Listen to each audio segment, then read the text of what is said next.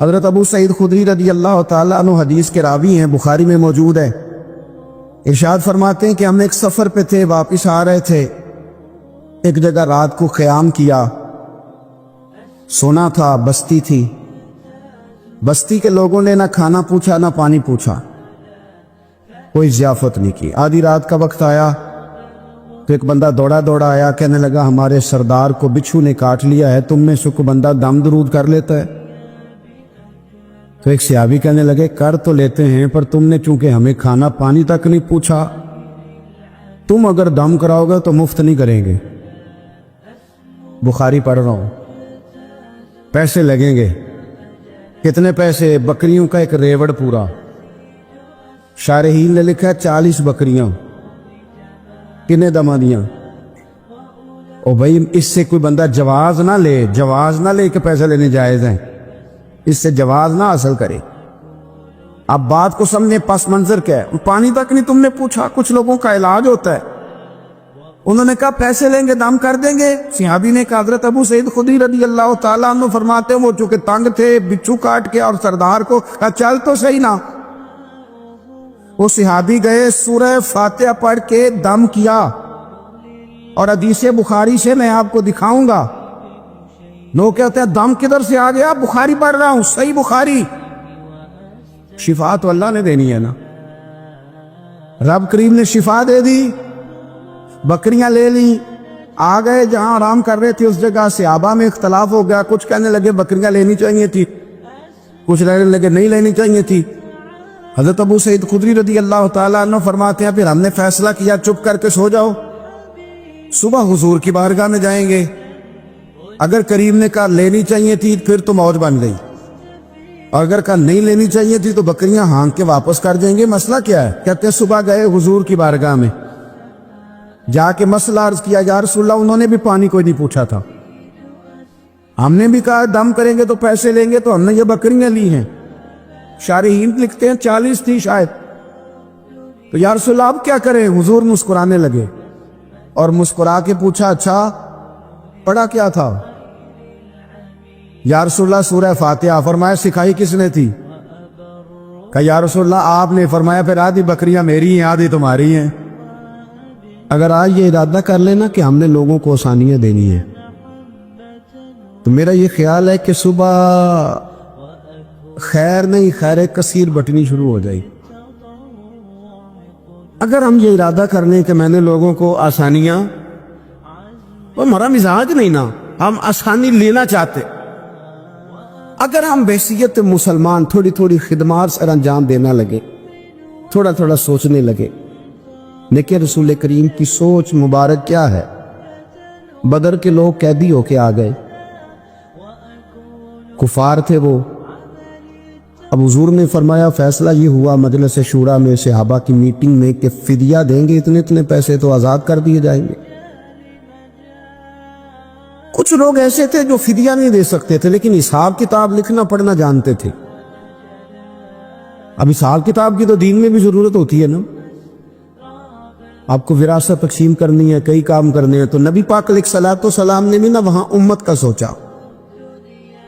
اور میں تم اس طرح کرو مسلمانوں کے 10 بچوں کو لکھنا پڑھنا سکھا دو، میں تمہیں آزاد کر دیتا ہوں۔ وحشیت قوم کی فلاح و بہبود کے لیے جو نبی پاک کے نظریات ہیں، جو حضور کے افکار ہیں، ان 10 بچوں کو لکھنا پڑھنا سکھا دو۔ یار میری سوچ ہمیشہ یہ رہتی ہے کہ میرے بچے لکھ پڑھ گئے، یہ کیوں نہیں سوچتا کہ میرے محلے کے سارے بچے اگر پڑھ جائیں گے تو یہ محلہ پڑھے لکھے لوگوں کا محلہ کہلائے گا، میرے سمیت لوگ کہیں گے کہ بڑی سست آبادی ہے۔ میری سوچ کیوں اڑ جاتی ہے کہ فقط میرا ہی بچہ آگے نکلے، تو اپنے فیض کو کھول کے عام کیوں نہیں کرتا؟ تو یہ کیوں نہیں سوچتا کہ جو شجر سایہ دار ہوتا ہے نا میرے بھائی، وہاں جو بھی آتا ہے وہ پھل کھا کے جایا کرتا ہے، وہ جو بھی آتا ہے وہاں پھل کھاتا ہے۔ اپنا ایک ذہن بنائیں نفع دینے کا، ایک سوچ بنائیں کسی کا فائدہ کرنے، ارادہ کرے کسی کے کام آنے کا، کسی کے لیے بہتری کرنے کا، کسی کے لیے آسانیاں فراہم کرنے کا۔ کسی کو سہولت دینے کا میرے رسول کریم سید عالم صلی اللہ علیہ وسلم نے توجہ دلاتے تھے. حضور علیہ السلام نے فرمایا درخت بھی لگاؤ, کھیتیاں بھی لگاؤ. یا رسول اللہ صلی اللہ علیہ وسلم کچھ ملے گا؟ تو حضور نے فرمایا اس کھیت سے, اس درخت سے جب تک کوئی جاندار فائدہ اٹھاتا رہے گا اللہ تمہارے نامہ اعمال میں نیکیاں درج فرماتا رہے. کوئی درخت ہی لگا دو, کچھ کاری دو. محمود غزنوی گزر رہے تھے تو ایک بوڑھے کو دیکھا, اس کے ہاتھ کامتے ہیں تو پھر بھی وہ زمین کھود رہا ہے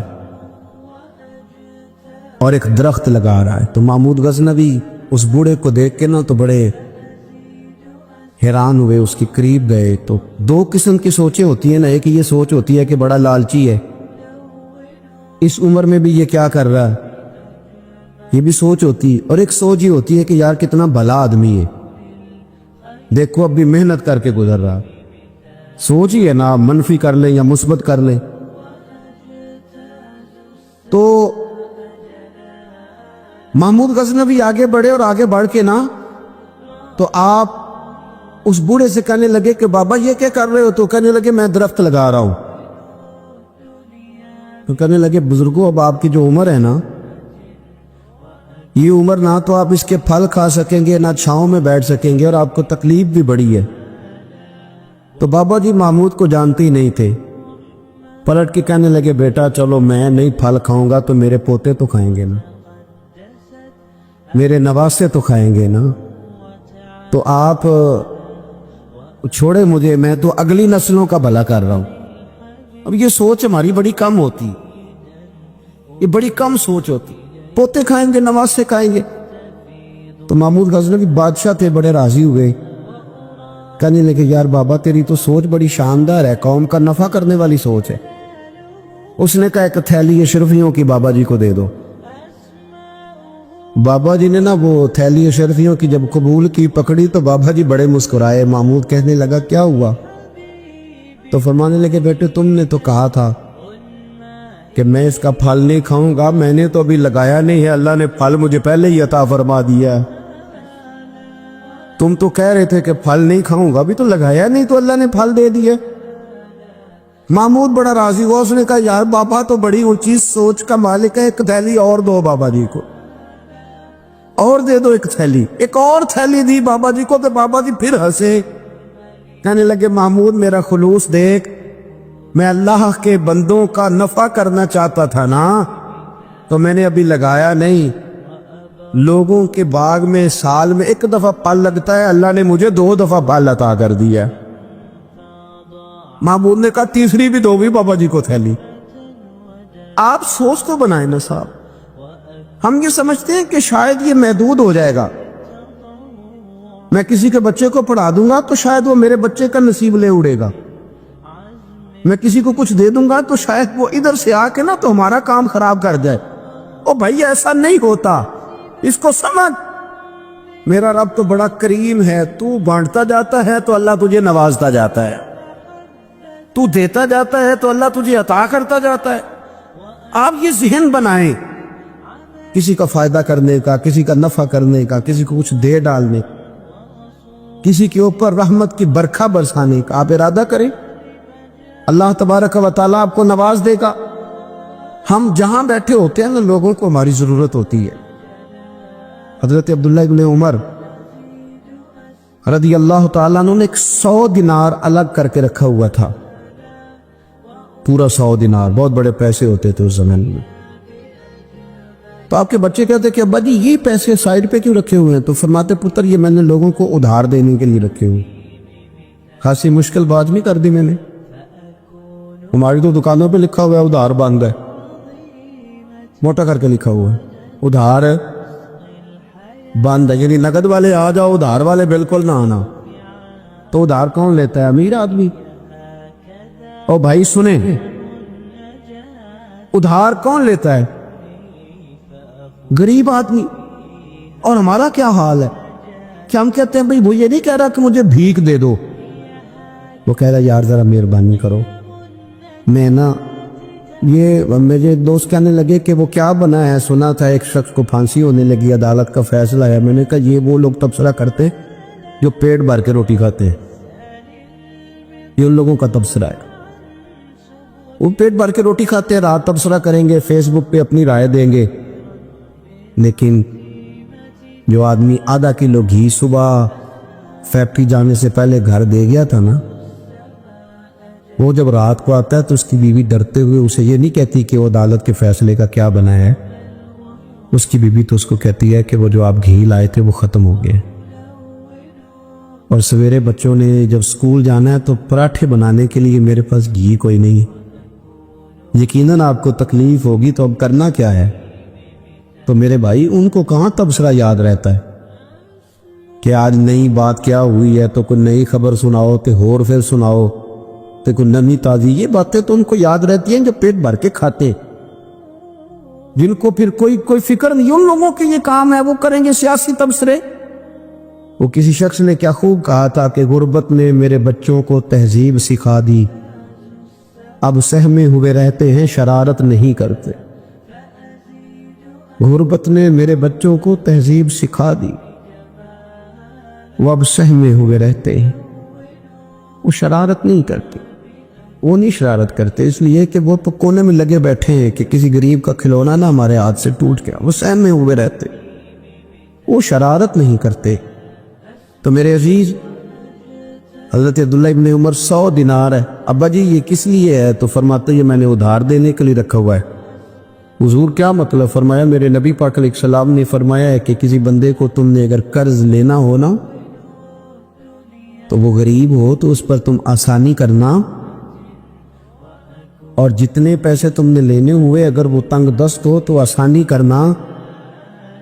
فرمایا جتنے پیسے تم نے لینے ہوئے، جتنے دن گزر گئے، اللہ روزانہ اتنے پیسے صدقہ کرنے کا تمہیں ثواب عطا فرمائے گا۔